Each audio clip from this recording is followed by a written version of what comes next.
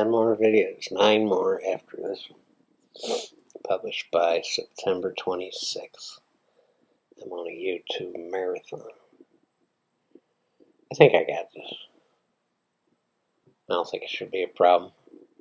After this one, we're going to start putting the key shot back in at the end of the video.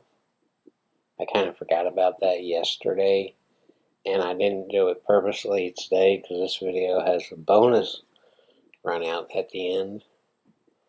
Yeah, so it's 2 runouts in 1. What do I have to say here?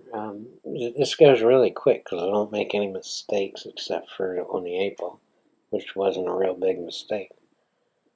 So if you want to know how to run a rack of 9 ball, this is how to do it, but I can't point out what I did wrong because I did everything right. Which is really unusual. I mean, for any pool player, there's always some. If you talk to a pro after the end of a 9-pack, he's going to pick out his mistakes and talk about them. And you're going to be like, what the hell? But anyway, here we go. Let's get on with this video. Pretty basic. From what I'm saying, a lot of these are borderline stop shots. This is a good pattern to practice, the 1 to the 2 to the 3 to the 4 to the 5, because it's back and forth. And you still have to stay in stroke and know the pattern to run just those 5 balls. But everything looks easy and basic, so this is just standard pool here. The cue ball's here. Cue ball to the 1, the 1 to the 2, the 2 to the 3, the 3 to the 4, the 4 to the 5, 5 to the 6. This will be a good drill. The 1 to the 6, 6 to the 7, the 7 to the 8, the 8 to the 9, which is sitting right in front of the pocket. It's probably going to be a fast video because there's just not much to it. We're just rolling up on the 2 to shoot it in this corner. And depending on where we get, the 3's just really basic, and it does go by the 8. The 4's bounce off this rail and back on this side of the table. And from the 4 to the 5, it's the basic stop shot. And depending on the angle we get off this, the 6 is easy enough. And the 8 or the 7's right there.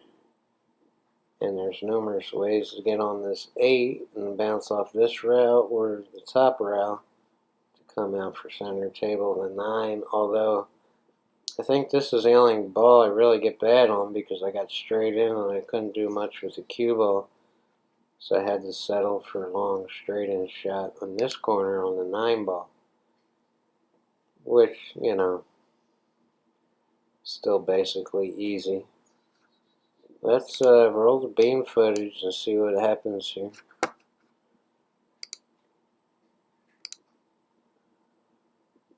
Where am I at? There I am. Yeah, just roll up a couple inches on the 2 ball. And now because of the angle we're getting, we have to draw off this side rail and bounce up for a shot on the 3. But that'll give us a perfect angle. You can see the English taking over there. And that's a perfect angle to get back straight in on this 4. And basically leave us straight in on the 5. Then we're going to have to do, you know, we're going to have to move the cue ball a little bit to get back on this 6, but not much.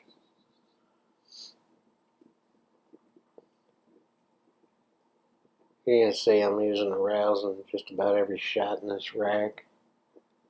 That's what it's all about, using the rails to gain position.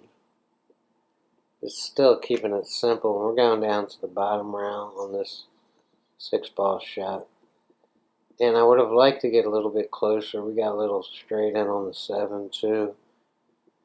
I would have liked to be more close, you know, more at this angle here to bounce off this rail and get back on this 8 and use the top rail to get back on the 9. And again, I wound up getting straight in and not being able to do a whole lot with the cue ball. So I'm just bouncing off the top rail and coming back for straight in shot in this corner for the 9-ball. This was a really quick rack, so I'm going to add a bonus rack at the end of this video that I wasn't even going to put on YouTube because it didn't qualify for teaching people much of anything. Anyway, thanks again for tuning in. There's still a lot left in this video, so stay tuned.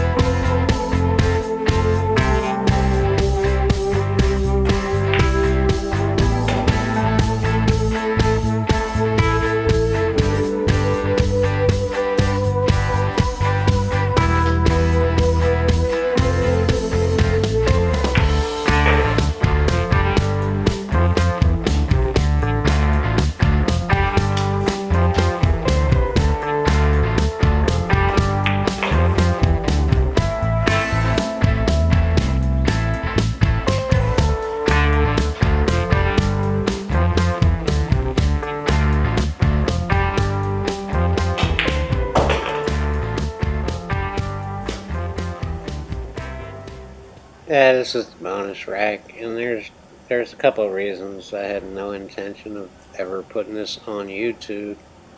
I don't run a complete rack. I get out of line somewhere between now and the 6-ball, and I just kind of threw in the towel on the rack and went for the 6-9 combination. I didn't want to send the wrong message to young players or new players, about rolling the 9-ball. Especially in this position, the 9's not even in front of the pocket. I mean, it is, but it's not an easy shot on the 6-9. But you can see I get out of line right there on the 5 with no real way to get back on the 6. I just cut it loose. Here's what happened.